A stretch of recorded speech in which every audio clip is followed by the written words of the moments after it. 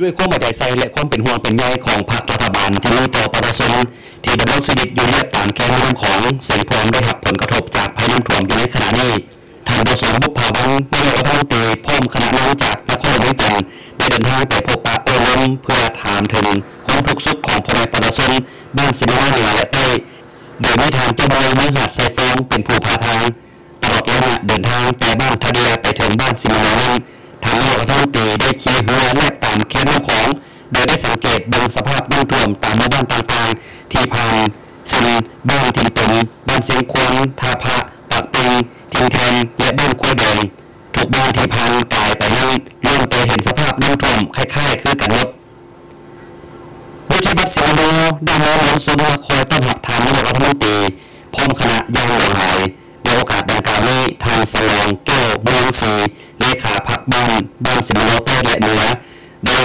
ต่างมาให้แก้พ่อแม่ประชาชนรายงานถึงสภาพน้ำท่วมและความต้องการความช่วยเหลือที่จำเป็นและเหตุด่วนจากขันแห่งท่านได้กล่าวว่าอยู่บ้านสิงห์โนเหนือเปิดได้มีทั้งหมด400กว่าครอบครัวมีประชากรทั้งหมด 3,700 กว่าคนประชาชนส่วนหลายนั้นยึดถืออาชีพเฮ็ดนาและเฮ็ดสวนเริ่มตั้งวันที่13เป็นต้นมาพระที่ได้รับทิศสวรรค์ได้รับถุงใส่ทรายและสายแล้วต่ำพ้องชาวบ้านก็ได้พร้อมกันตักทรายใส่ถุงและตั้งเป็นขั้นโคต่างเรียกตามเข้มของแต่เรื่องกระแสน้ำมาแห้งและปริมาณน้ำก็เพิ่มขึ้นอย่างเร็วไวบวกกับบริเวณบ้านก็เป็นเขตที่ตั้งแดจึงให้กระแสน้ำไหลทะลุเข้าท่วมบ้านตอนวันที่14เป็นต้นมาซึ่งตลอดระยะที่ผ่านมานี้ก็ได้จัดตั้งนำพาช่วยยกได้ประชาชนผู้ที่ไม่เห็นอยู่เขตต่ำและยกได้วัตถุทรัพย์สินอันมีค่าไปไว้บนทีเห็นว่ามีความปลอดภัยได้ลดส่วนความต้องการและเห็นว่ามีความจำเป็นอันที่ด่วนนั้นก็เป็นน้ำดินเพราะน้ำสร้างและน้ำบาดาลมันบ่สามารถใช้ได้ทั้งหมดจากนั้นทางนายกรัฐมนตรีก็ได้เป็นเกียรติล้นต่อหน้าการปกครองพ่อแม่ประชาชนโดยทางได้แยกข้องให้หมดทุกคนจงเพิ่มทวีหัดแบ่งความสามัคคีและช่วยเหลือซึ่งกันและกันให้ง่ายขึ้นเพื่อป้องกันผ่านพาให้ได้อุปสรรคทั้งหมดที่เกิดขึ้นภัยธรรมชาติไม่ได้ภัยพัฒนาอยากให้มันเกิดขึ้นแต่เมื่อเกิดขึ้นแล้วทุกคนก็ต้องได้ตัดสินใจพร้อมกันผ่านพามันให้ได้ภาครัฐบาลเนื่องแต่มีความเป็นห่วงเป็นใยถึงสถานการณ์ของพ่อแม่ประชาชนทุกๆหน้าแต่เนื่องจากว่าผ่านมารัฐบาลก็คือการนำนครหลวงจันทร์ได้ตัดสินใจส่งทุกกำลังแห่งเข้าใส่ในการสร้างขั้นโคตรกันน้ำป้องกันไม่ให้น้ำคลองไหลเข้าท่วมตัวเมืองนครหลวงจันทร์ซึ่งเป็นจุดศูนย์ทางการเมืองเศรษฐกิจเป็นศูนย์กลางบังซาซีน้ำในทั่วประเทศ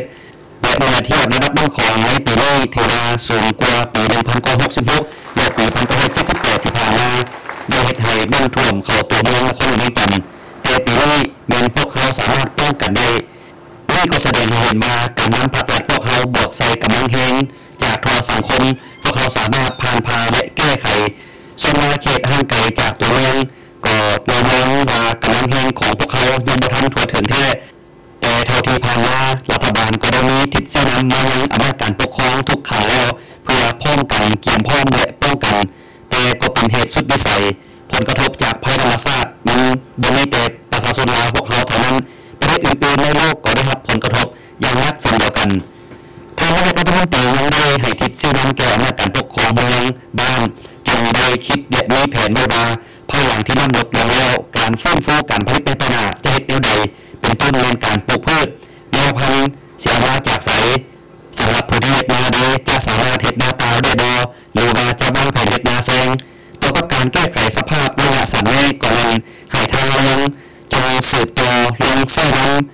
ยกสูงความรับผิดชอบในการช่วยเหลือและติดตามอย่างใกล้ชิดในอันใดหนึ่งว่าให้เสนอผ่านไปยังทางเมืองต่อกับด้านสุขอนามัยก็ให้มีหน่วยงานแพทย์บริการเคลื่อนที่ผู้ที่เจ็บป่วยก็ให้ได้รับการเป็นปัวอย่างทันกับเวลาและในโอกาสดังกล่าวทางนายกรัฐมนตรีก็ได้นำเอาน้ำดื่มและเครื่องอุปโภคบริโภคจำนวนหนึ่งไปมอบให้แก่ผู้ประชาชนบ้านดังกล่าวอีกด้วย